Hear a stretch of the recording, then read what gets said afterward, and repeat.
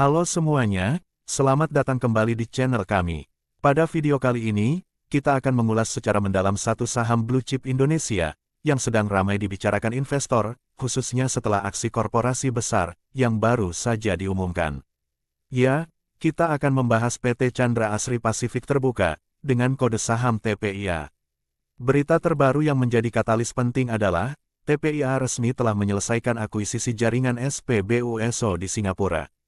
Ini bukan berita kecil, karena hal ini menunjukkan langkah strategis ekspansi TPIA, menuju bisnis energi hilir dan jaringan retail bahan bakar, di kawasan Asia Tenggara.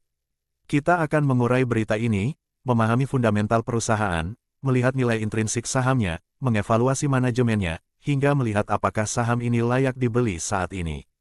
Mari kita mulai. Baru-baru ini, TPIA menyelesaikan proses akuisisi jaringan SPBU bermerek ESO di Singapura dari ExxonMobil. Proses ini dikabarkan sudah dipenuhi seluruh persyaratan regulasi, dan penutupan transaksi sesuai rencana manajemen, yang ditargetkan akhir tahun 2025. Meski jumlah nilai transaksinya tidak disebutkan secara resmi, laporan Bloomberg sebelumnya memperkirakan, nilai penjualan sekitar $1 miliar Amerika Serikat untuk 59 SPBU tersebut.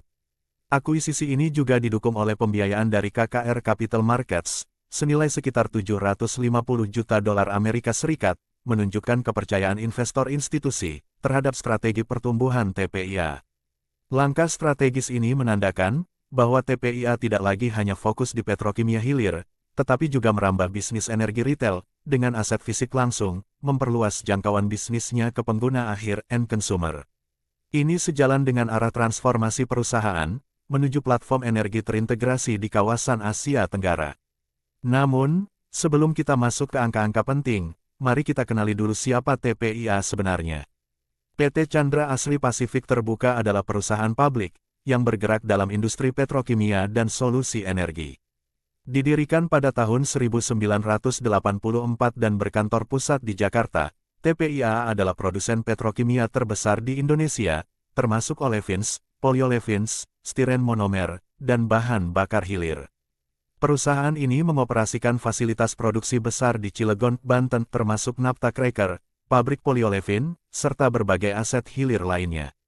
TPIA juga mengembangkan infrastruktur energi seperti listrik, air, dan storage.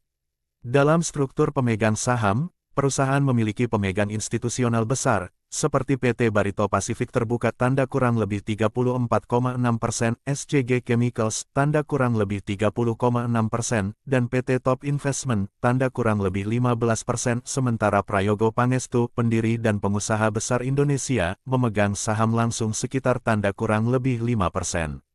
Sekarang kita lihat laporan fundamental terkininya, per akhir 2025. Harga saham TPIA berada di sekitar Rp7 per lembar, dengan kapitalisasi pasar lebih dari Rp600 triliun. Rasio keuangan utama TPIA, ratio trailing, sekitar 28-an, menandakan harga saham relatif tinggi dibandingkan earningnya. Debt equity sekitar 0,83, menunjukkan profil leverage moderat. Return on equity, ROE tinggi mencapai tanda kurang lebih 42%. Artinya perusahaan mampu menghasilkan laba signifikan terhadap modal sendiri. Free cash flow FCF masih negatif, yang menunjukkan potensi kebutuhan modal kerja atau investasi capex besar. Diketahui TPIA memberikan dividen dengan yield kecil sekitar 0,08%, yang tergolong rendah bagi investor income oriented. Mari kita lihat nilai intrinsik dan valuasinya. Ini bagian yang penting untuk investor. Menurut model Discounted Cash Flow DCF dan analisa berbagai platform value investing, estimasi nilai intrinsik TPIA jauh di bawah harga pasar saat ini. Misalnya, nilai intrinsik rata-rata dari model DCF menunjukkan sekitar Rp600 sampai Rp1.300 per saham dalam berbagai asumsi. Bahkan estimasi fair value dan intrinsik lebih moderat, menunjukkan di kisaran tanda kurang lebih Rp5.200 sampai Rp6.200 berdasarkan metode PE, namun masih di bawah harga pasar. Secara ringkas, sebagian besar model menunjukkan TPIA saat ini dinilai overvalue oleh pasar, jika dibandingkan dengan fundamental saat ini. Relative valuation, menggunakan PE multiples historis,